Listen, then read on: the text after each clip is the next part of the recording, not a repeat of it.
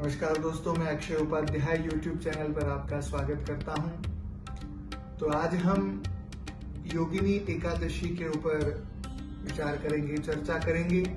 तो योगिनी एकादशी आषाढ़ मास की कृष्ण पक्ष की एकादशी के दिन योगिनी एकादशी मनाई जाती है। इसी माह के 17 तारीख को यह एकादशी मनाई जाएगी। इस दिन भगवान नारायण की विधिवत रूप से पूजा होती है। पंचामृत से स्नान, आभरण, पित्र, भोग इत्यादि व्यंजन भगवान को अर्पण किए जाते हैं। और इस एकादशी का फल यह है कि भगवान नारायण हर प्रकार के आपके रोगों को समाप्त करके आपको आरोग्यता की प्राप्ति करवाते हैं। और दूसरा इसका फल यह है कि पीपल के पेड़ को काटने से जो पाप होता है, उस पाप के निवारण के लिए यह योगिनी एकादशी रखी जाती है और इसका व्रत किया जाता है। तो योगिनी एकादशी के पीछे प्राचीन एक कथा है। एक समय की बात है, प्राचीन समय में अलकापुरी नगरी में एक कुबेर देवता, जो धन खजाने के देवता होते हैं, वो राज करते थे। भगवान शंकर की बड़ी उपासना करते थे, नित्य ही उनका पूजन करना, अभिषेक करना। उन्हीं की नगरी में एक माली रहता था जो नित्य ही भगवान शंकर की पूजा के लिए उनको पुष्प देने के लिए दरबार में आया करता था। तो एक दिन वह माली कुछ कारणवश अपनी पत्नी के साथ विहार करने के लिए बाहर गया, तो राजा के दरबार में विलंब से पहुंचा। तो राजा को क्रोध आया, जिससे कि कुबेर देवता ने उस माली को श्राप दिया कि तुम कोढ़ी हो जाओ, अर्थात चर्म रोग हो जाओ। तो तब से वह माली कोढ़ी के रूप में परिवर्तित हो गया और वह भटक रहा था। अचानक उसकी मुलाकात जंगल में मार्कंडेय ऋषि से हुई।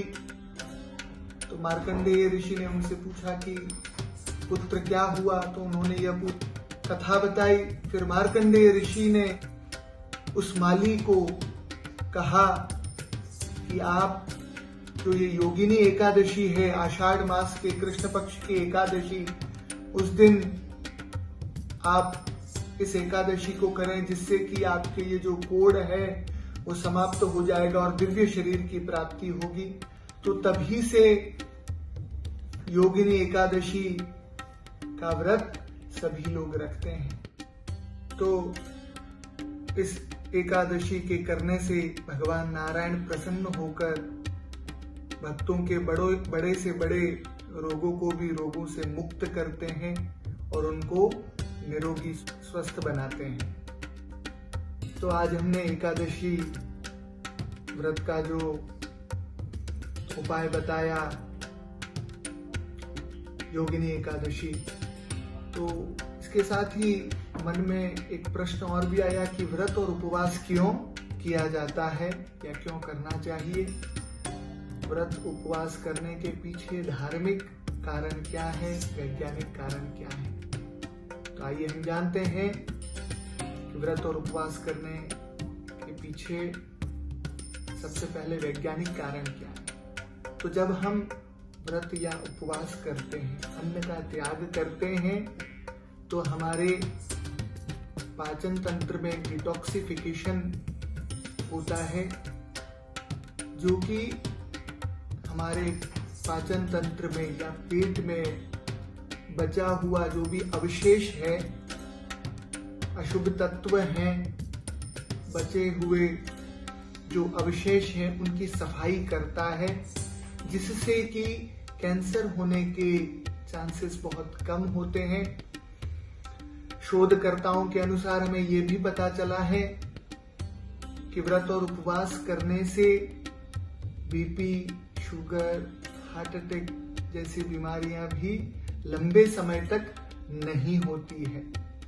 तो हमें व्रत और उपवास करते रहना चाहिए। हमारे पेट को भी समय समय पर कुछ घंटों के लिए उसे विश्राम देना चाहिए, जिससे हमारे पेट की सही प्रकार से सफाई हो सके और हमारा पाचन तंत्र सुचारू रूप से चल सके और हम लंबे समय तक स्वस्थ रह सके। इसके बाद में अब हम इसके पीछे धार्मिक कारण क्या है उस पर चर्चा करते हैं कि व्रत और उपवास हम रखते हैं। तो देखिए मित्रों, ज्योतिष शास्त्र के अनुसार कोई भी आपके राजपुरोहित पंडित होते हैं तो आपका मार्गदर्शन करते हैं कि आपकी कुंडली में किसी ग्रह का दोष है, कोई ग्रह अशुभ है, कोई ग्रह शुभ है। तो अशुभ ग्रहों को बलवान करने के लिए हमारे कुल पुरोहित, पंडित, आचार्य, ज्योतिषाचार्य हमारा मार्गदर्शन करते हैं कि आप इस व्रत का पालन करें। तो ये व्रत करने के पीछे कारण ये है कि हम जिस दिन व्रत करते हैं उस देवता की उपासना ठीक प्रकार से कर सकें, उसमें मन व्यथित नहीं हो, आलस्य नहीं आए, शरीर भारी ना हो, जिसके कारण हम यह व्रत करते हैं। और व्रत करने से आपका मन चित्त हर प्रकार से शांत हो जाता है, स्वस्थ हो जाता है, जिससे कि हमारे जीवन में और केवल फल और आहार लेने से हमारे शरीर में एनर्जी और स्फूर्ति बनी रहती है, जिससे कि हमारा मन हर प्रकार से पूजा में संलग्न रहता है, हमारा चित्त उस पूजा में बना रहता है। इसीलिए हमें व्रत और उपवास करना चाहिए। हमें आशा है कि आपको यह वीडियो जरूर पसंद आया होगा और अन्य धर्म संबंधित जानकारियों से जुड़ने के लिए हमारे साथ बने रहें और आपके जो भी प्रश्न हो, जिज्ञासाएं हो, हमारे कमेंट बॉक्स में ज़रूर पूछें। मैं पूरी कोशिश करूंगा कि आपके प्रश्नों के उत्तर मैं सुचारू रूप से दे पाऊं। धन्यवाद, नमस्कार।